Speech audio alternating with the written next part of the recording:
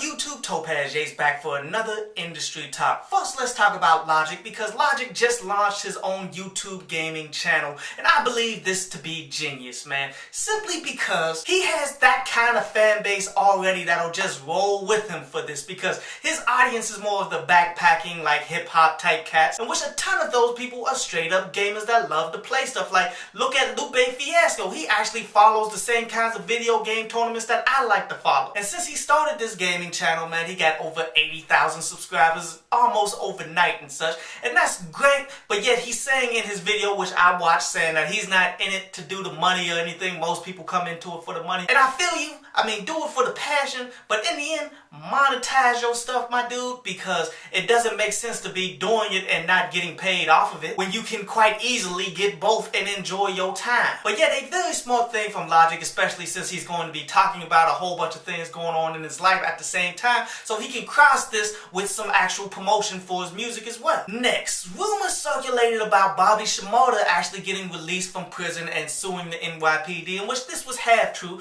One, he's still in jail, but yet he has filed the paperwork in order to sue the NYPD over false arrest and the damages that happened from it and such, because when they arrested him, you know, they was taunting him like crazy, like they always do us. But since they knew who he was and they knew he was the target, they wanted to go ahead and tell him all of the lyrics of that Hot Nigga song while they trying to arrest him and go through all of his stuff. I'm hoping that man gets out, and I'm hoping that he wins this case, because what they got him for is a bunch of nonsense that they getting everybody for. Like the whole 100 people getting arrested in the Bronx, somewhat similar here, man, because they're just arresting anybody connected with the one or two individuals that actually did commit a crime. But because you're friends with this person, you're known with them on social media or something, you're all going down, and that's how they railroad all of us as a people, man. Next, Karrin Stephens, aka Superhead, wanted to come out saying that she was Becky in this lemonade joint, but yet that was the title of the article or the essay that she did.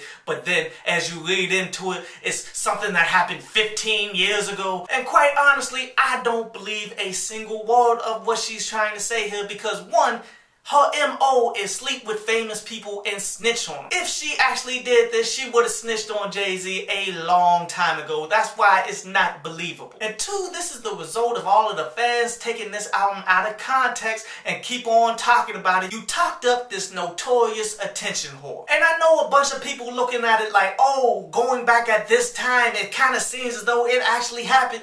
Nah, bruh. When was the last time Jay-Z has ever allowed the media into his personal life? Jay-Z co-signed this album. He was behind it all the way, man. So why would he do that when throughout his entire career, he's never done it? It's obviously a money play that everybody's falling for, and now the consequences of that action is finally coming about. And lastly, I've been seeing it all over social media and stuff, man. Soulja Boy signing a $400 million deal for something. And I'm like, that is common. Nothing about this makes any sense, man, but people are still running with it. Like, you do not ever believe everything you hear, man, and you always do research, in which you're not getting any of that here. Soulja Boy just came out randomly saying on his social media that he's signing a $400 million deal. He's not listing why he's getting this deal, who it's with, or anything like that. Much like T.I. once said, man, if you believe that, then I got some oceanfront property in Wyoming for you, player.